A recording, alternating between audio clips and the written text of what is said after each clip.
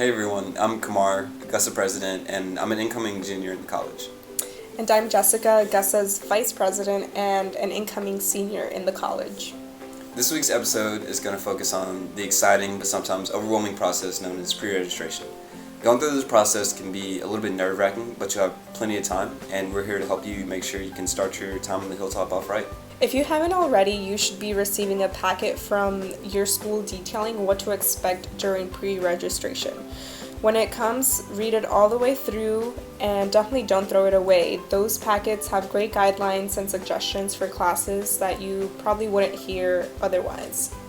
And each school has its own set of required courses, so don't fret if your friend in the MSB is taking different classes from you if you're in the SFS. So your first priority is to make sure that your classes not only excite you, but provide the foundation necessary for you to enjoy your time at Georgetown. Also, each school offers some kind of specialized class or seminar for first years, so be sure to check them out before you start building your schedule. You'll receive information about how to apply or register for those separately if you haven't already. Second, not everyone has had the same high school experiences, and not everyone's credits will transfer in the same way.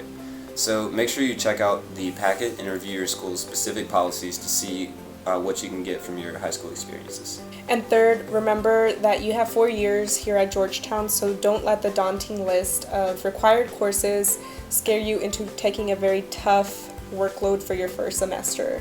It's important to have a healthy mix of required classes and electives that you'll enjoy. Plus, you never know, people actually end up really enjoying requirements like Problem of God, or the elective that you took on a whim may end up changing your mind about your major. So that's the general strategy, and now we're going to go through some specifics. And so the process has actually already begun for first years, but it's not on a first come, first served basis. You have until Friday, July 22nd, and you won't be at a disadvantage whether you submit today or an hour before the deadline. By going to My Access, you will be able to see all of the classes offered for the fall semester, how many seats are open in each class, whether the class fulfills the requirements for a certain school or major, or whether the class is cross-listed with another department, and if you need any prerequisites before taking that course. The list is super long, but you can narrow your search by entering in specific criteria like department, professor, or prerequisite you want to fulfill. And it's helpful to keep writing down a list of classes next to your computer, and the list should include the ones you're interested in, those you're required to take, as well as their course registration numbers, and also the times. And so then you can also use a pretty cool tool called Classy, made by the Corp, to visualize what those classes might look like in a weekly schedule. Classy also allows you to create both a primary and alternative schedule. Another great outside tool to use while pre-registering is Rate My Professor. Georgetown students are pretty good about keeping the Georgetown pages up to date, so you will likely find information about the pros and cons for different professors and courses. And when it comes to actually pre-registering, you'll have the option of listing primary and alternative classes.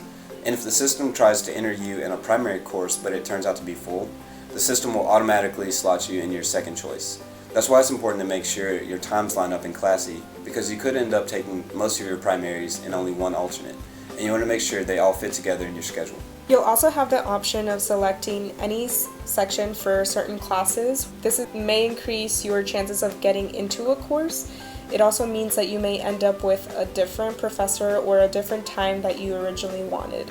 You'll be able to rank your courses from 1 to 5, with 1 being the one that you really want and want to prioritize, and 5 being your lowest priority. Be strategic about selecting alternates, primaries, whether you're okay with any section or not, and which classes means the most to you. And don't submit until you've thought this process through completely and you're absolutely sure what you want.